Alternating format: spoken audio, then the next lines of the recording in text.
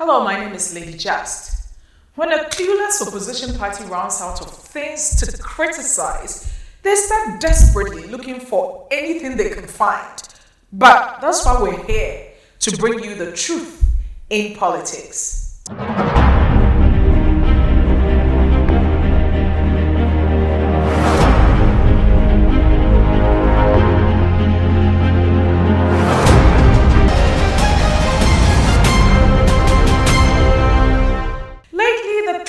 NDC has been talking about Hipc as though that is their last ticket to an imaginary victory in the 2020 elections. But I'm sorry to disappoint them because once again, they show their cluelessness. Listen to Kwesi Pratt, who can talk for 20 minutes without making a single sensible point. Ironically, he acts like he's making a lot of sense. In fact, the IMF is not in the business of declaring countries Hipc. It is countries who declare themselves Hipc and go for Hipc relief.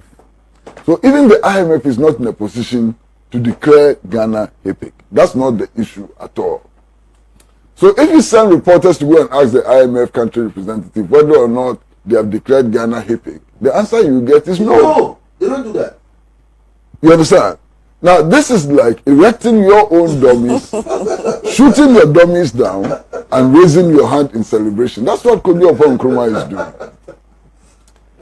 He's answering the wrong questions. The real issue is whether or not Ghana has attained Hipc status. Okay? Now, how do we determine whether or not Ghana has attained Hipc status? The standard rule is that if you have unsustainable debt, and unsustainable debt is the kind of debt you can't pay. Can't pay. If you apply your resources, you can't pay. You have unsustainable debt. Then you have attained Hipc status.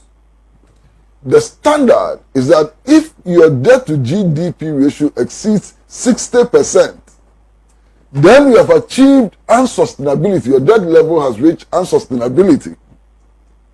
So all this argument, and sometimes I'm tempted to use the right words. You understand? Don't use them now. All of these foolish arguments ought to be reduced to whether or not indeed Ghana's debt to GDP level has reached 60% or not. Finish. So here's the Hipc gospel according to Kwesi Pratt. You heard him say that if a nation has a debt to GDP ratio of 60% and above, then that country is automatically a Hipc country, right? Well, by that standard, here are the top 20 Hipc countries around the world: Japan, Greece, Italy, USA, UK, Singapore, and here in Africa, Cape Verde, Angola, Egypt, DRC, Eritrea, Tunisia, and all these countries are all also under Hipc. And this man has made a living in Ghana running his mouth on television as though he knows what he's talking about. Sad. In fact, Ghana is 63rd on the list, which means 62 countries have a higher debt to GDP ratio than Ghana. Should all those countries also declare Hipc? But it's not as though the Nana Addo government incurred additional debts to eat chichinga with it as Papano did, Actually, much of the new debt under the Nana Addo's government was incurred to clear much of Mahama's debt. Nana Addo also used the new debt to grow our economy to position Ghana to be able to pay the debt. Look at this chart.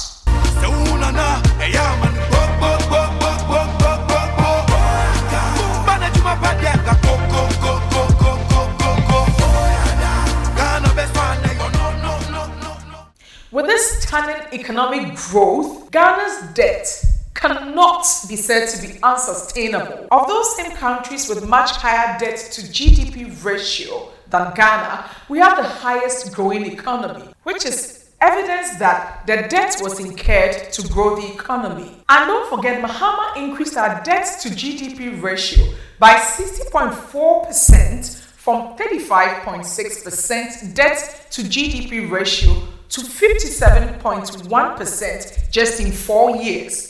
That is an increase of 21.5 percentage points. In contrast, within the same 4 years, Nana Addo increased Ghana's debt to GDP ratio by only 6.4 percentage points from 57.1% to 63.5%. Mahama took over an economy that was growing at 9.3% in 2012 and dropped it.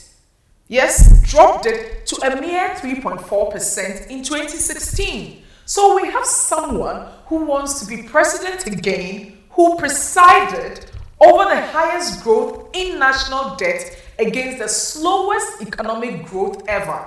He still has not answered the question of what he did with all that money he borrowed. In contrast, Nana Addo inherited a seriously indebted Ghana whose economy grew at a paltry 3.4% but was sinking in debt with debt to GDP ratio growth of 60.4%, and turned things around by presiding over the fastest growing economy at 6.2%.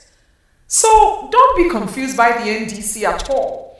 Ghana is not under the Hipc, because if Kwesi, Pratt and the NDC thinks we are under Hipc, then here again are all these other countries also under Hipc.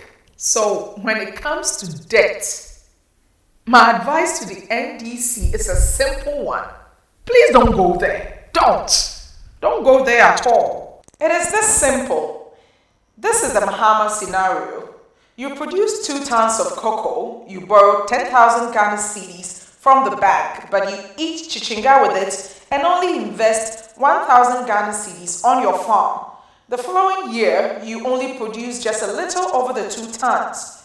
Now you owe 10,000 Ghana cedis, but no more cocoa than the 2 tons you always sell. The Nana Addo scenario is different. He produced 2 tons of cocoa, but he borrows 10,000 Ghana cedis and invests all of it in his farming business. The following year, he has produced 5 tons of cocoa. So now Nana Addo can sell enough cocoa to pay his debt.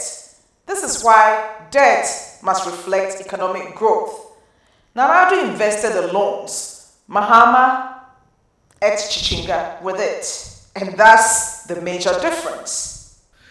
Anyway, please be sure to visit our social media handles, like and subscribe to our pages. It is Truth in Politics GA on all social media platforms. My name is Lady Jast. This has been Truth in Politics.